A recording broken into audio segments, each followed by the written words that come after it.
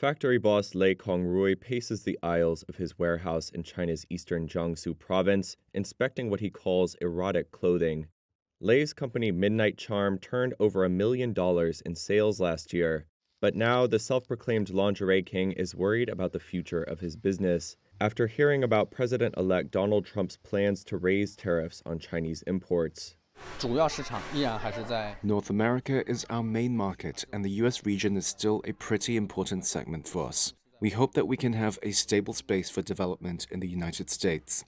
Of course, if the policy is implemented, we will definitely be affected.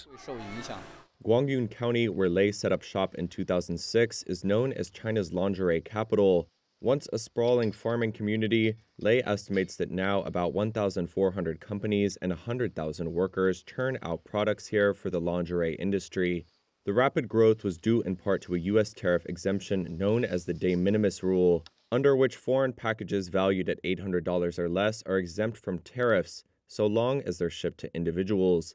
The de minimis rule has been the secret sauce behind the meteoric rise of the likes of Shein and Temu. Those Chinese e-commerce platforms are now household names in the U.S., and producers like Lei benefit from selling on them. But Biden administration officials have accused Chinese firms of skirting tariffs by abusing the rule, and now they are working to curtail it.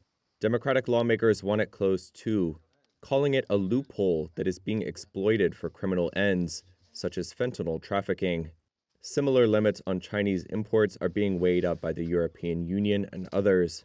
Should that happen, Guanyun would be hard hit, and so would Midnight Charm, which relies on the U.S. for 70% of its revenue. Lei is already preparing for the worst. If the tariff is increased now, our costs will increase and our sales volume will drop.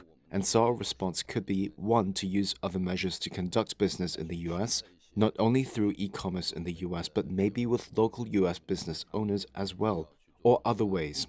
At the same time, we will look at developing in other regions.